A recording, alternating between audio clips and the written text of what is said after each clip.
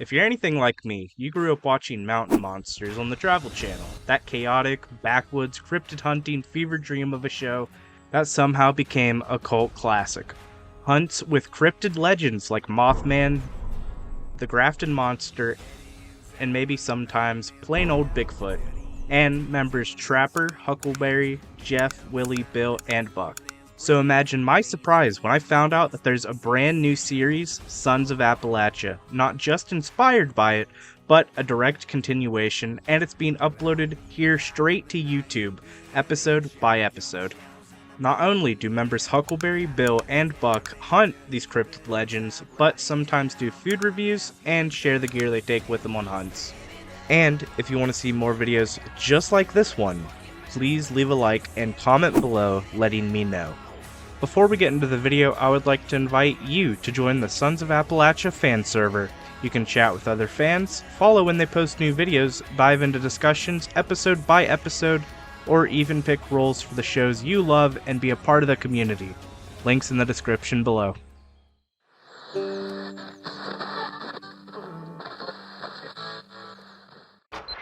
For generations, the Appalachian Mountains have had more sightings of mysterious... And this is how every episode began for the first 2 seasons, the very start. Watching this now seems so nostalgic.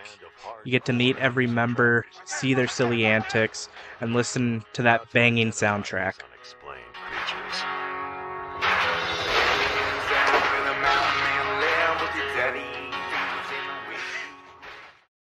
So Mountain Monsters, this was a classic show that me as a child could sit and watch for hours, just binging episode after episode, seeing them do investigations in the areas I've lived in all of my life. And that was just such a cool feeling, you know, seeing them go to all these towns that I've been in and everything. But Mountain Monsters premiered 2013, and immediately after release, it stood out. Like, unlike other cryptid shows, they had no flashy graphics or dry narration. They dropped you right into the heart of Appalachia, you know, muddy boots, thick accents, and all of the teammates and people they'd talk to were like real people. Like, they're real people you would see out on the streets randomly, which I always thought was cool. So, who were these cryptid hunting individuals? Well, they were the Ames team, the Appalachian Investigators of Mysterious Sightings. 6 West Virginia locals, lifelong hunters, trappers, and outdoorsmen. They weren't just actors, they lived and breathed cryptid hunting, and you could tell in the episodes. Their mission? Track down Appalachian monsters, protect people, and find the truth. So the early episodes of Mountain Monsters, they always followed a pattern, you know, investigate a creature like Mothman, the Wahoo, or the Wampus Beast, etc. They would interview locals and scout the area, you know, get a feel for the land. They'd build huge, over-the-top traps, usually with Bill and Willie, and then to end it off, they'd do a nighttime hunt, you know, there was always something going on at night. They almost never caught anything, but, you know, that really wasn't the point. Their mission was to prove these creatures are real and to get them out of communities because they would kill, like, livestock and just scare people. So that was their job in the end, which I'd say they've succeeded multiple times. To list off all the members, you had the leader, Trapper. He was always calm and tactical, you know, planning around things that happened. Now, Buck, he was the rookie of the team. He was often, you know, the kind of like, he's the youngin'. You'd push him around, force him to do things you didn't want to do. Then we had Huckleberry. He was the muscle and backup. He kept the boys safe from any danger that may have happened. Then you have Jeff, the tech and thermal guy. Anytime you'd see Jeff, he was looking around with that thermal camera, making sure, you know, nothing sneaks up behind him that they can't see. Wild Bill.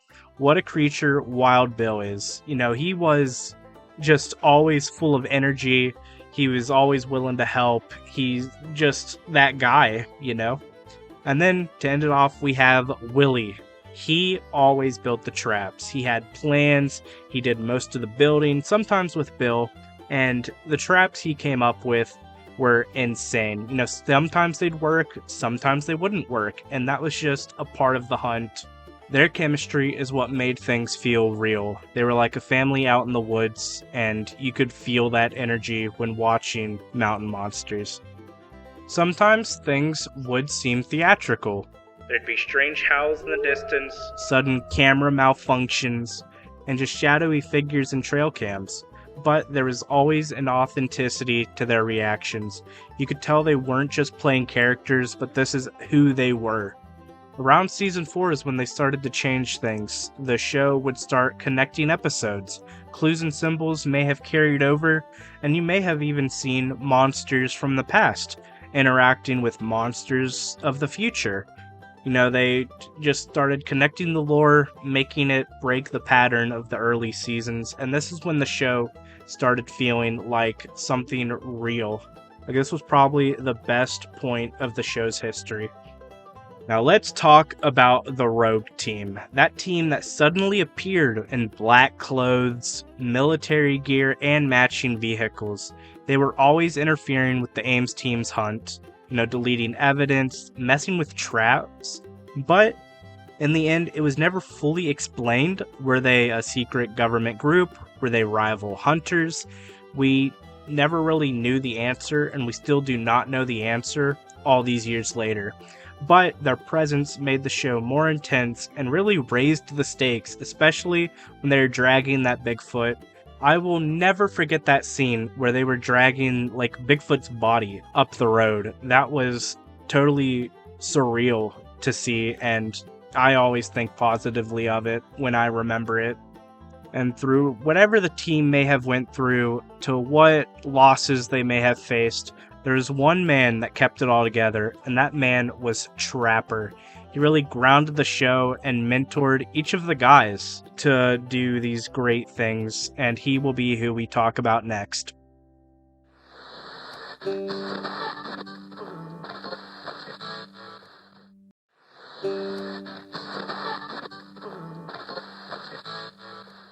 What you need to know before the final episode is that, remember this symbol? This is a very important symbol that we keep seeing throughout the later seasons of the show, like season 7 and 8. This is called the Pathfinder symbol, and it's on Trapper's journal that has led the team into the Tigert Valley, which is where we take place for the final episode. Upon entering the Tigert Valley, the team had noticed a bunch of unexplainable sightings, like rumblings and weird sightings between Grafton monsters and smoke wolves, which is what they end up hunting in the final episode. And this Pathfinder symbol kept showing up everywhere. The team had no clue what it meant. The team often thought to themselves that the Tigert Valley was sort of a cryptid hotspot. Either the creatures are being drawn in, or there's something trapped underground. And right before the final episode, the episode before, they discovered that there are territorial behavior among these creatures, suggesting that a monster turf war had been brewing in the Tigert Valley.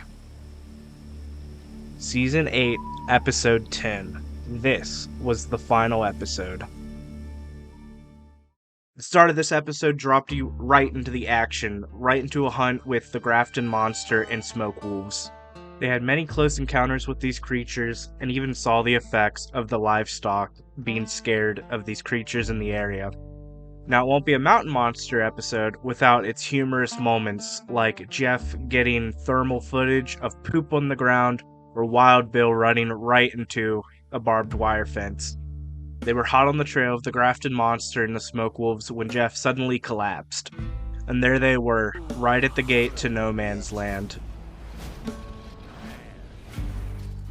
So No Man's Land was this point of the Tigert Valley that was the most supernatural, dangerous part, where the most intense cryptid activity usually took place. The following day after the hunt, they went into a direct interview with this guy named Dave, and his dad was friends with Trapper, who actually drilled oil there together on his land a bunch of years ago before the Ames team was formed. Now, Dave had lots of information for the guys. He showed them a photo album of Trapper's early days with his father, and even directed them to where the oil well was that they were drilling oil. While Trapper was drilling oil, they had come up upon an underground cavern that turned out to be the beginning of the Taggart Valley rumblings. So after all this was said and done, Dave sent the guys on their way to the Skull Gate, or the entrance to No Man's Land, and let them know that Trapper had left something there. So the guys looked around for a bit, and they really couldn't find anything. That's when Willie had the bright idea to go into the mind of Trapper. If I was Trapper, I would have put something into the skull of the Skull Gate. So, as they started moving stuff out of the way so Huckleberry could reach up there and grab whatever was in the skull, because he was the tallest member, that's when Wild Bill, of all people, discovered a symbol in a stone, carved out with the initials JRT. Trapper's, John R. Tice's initials. And that's when they realized that symbol they found in the stone was one of the parts of Trapper's Pathfinder symbol that they saw in his journal. But in the end, did not end up taking it with them. They decided that they found it there, they should leave it there, and that was pretty much the last we saw of the stone. And for the final section of the episode, their producer, Colt Straub, I hope I'm saying that right, called all the guys in for a meeting.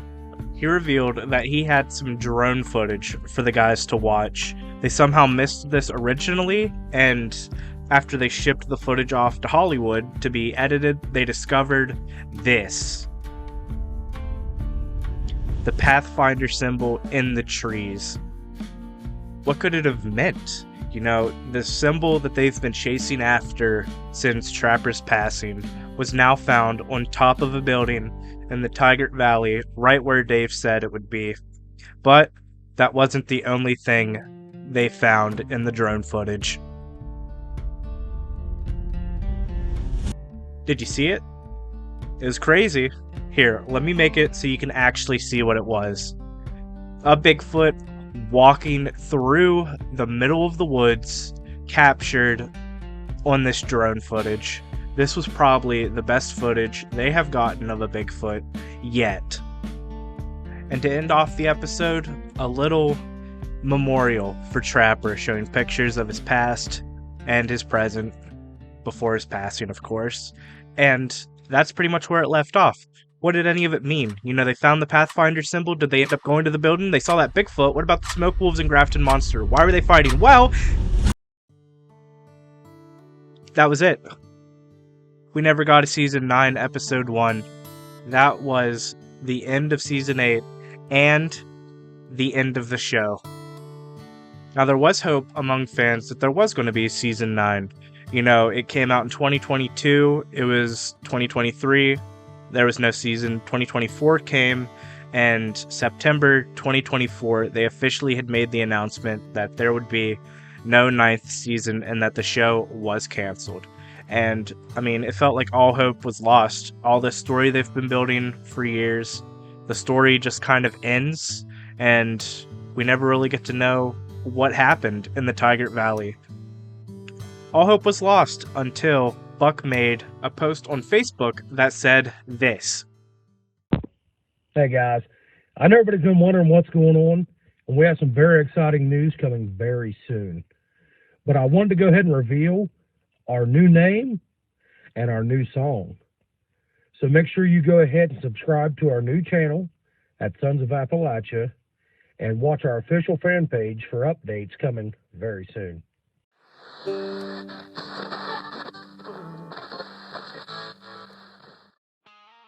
There it was, the brand new show featuring Huckleberry, Buck, and Wild Bill all together to continue the hunt and legacy of mountain monsters. So the new show is being produced by Out the Window Media. Now, I'm not too sure of their work that they do or anything like that. However, I fully believe that they will be able to do something great. Everything is being self-funded right now. However, they are receiving daily donations, YouTube revenue, I'm hoping, and just donations from fans in the community to keep this thing going. While I'm not too sure what they all have planned for the channel right now, we do have some insight to what we can expect in the future. Of course, they will be continuing the story of Season 8 of Mountain Monsters, but they've also mentioned that they're going to be doing one-off episodes like, Bigfoot hunts that really don't need an entire season to do. They'll also, be doing more food reviews. They have stuff in like their wish list on Amazon to review, and just other forms of content that you'd see in a normal video. They're not restricted by a company. They can do what they want, anything they want, really, and are taking suggestions, every day for things that the fans might want to see them do. What I hope to see in the show in the future, though, would maybe be more hunts. Like, I always loved seeing like just the 6 guys go out in the woods screaming their heads off. It always was super entertaining to watch. So I hope there's a lot of that. I'm sure there'll be a lot of that. That was like the entire show of Mountain Monsters, but I hope they go on hunts with like more people, bring in some more cryptid hunters, more celebrities in, just for like, not onto the team, but like just in for one-off hunts. I think that'd be some cool collabs. And yeah, I mean, I don't know too much more to ask for. I'm sure the show will get a lot better. Out the Window Media have gotten a lot of donations for equipment. I was looking right here now that they have gotten a sponsorship that have given them a brand new camera. So that's really cool, like a professional camera. So it's going to look great. And, just over time, they'll keep adding on more and more equipment, and I'm sure it'll get super close to the original Mountain Monsters. And honestly, I think that wraps up this video essay. This, like, I don't even know what to even call this video. I've never worked on something like this before. If you look back on my channel, you'll notice a theme of gaming, and yeah, I mean, I'm getting pretty tired of like gaming content, so I wanted to do a video like this about something I'm super passionate about, and I've put in a lot of work. This is like my 5th day now working on it, and I said it would come out on Wednesday, which is tomorrow, so I gotta wrap up, finish editing, and get this video together. But I'll end it off here. I hope you really enjoyed this video. I know I have enjoyed making it. Just watching through a bunch of old Mountain Monster episodes, watching the new things, and just working on a passion project. I've learned a lot about editing. I've gotten a few things fine-tuned. When I started this, it was a little worse, but now I'm getting pretty good at it. So yeah, I mean, I would love talking more about Sons of Appalachia. I want to do more in-depth videos and theories on the new episodes, like what they'll find and stuff. So if you want to see more content on like cryptids or just Sons of Appalachia, anything, please let me know in the comments and show this video some love. I would really appreciate it. I've put a lot of time and effort into this, and I would love to just do this. But I will let you guys go and end off this recording now. If you guys enjoyed, please leave a like, comment, and please subscribe. And I hope you guys all have a wonderful rest of your day. Goodbye.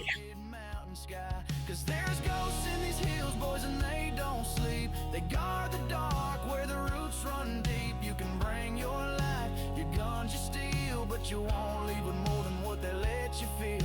Ain't no love, no law, no peace to find. Just the Sons of Appalachia on the cursed bloodline.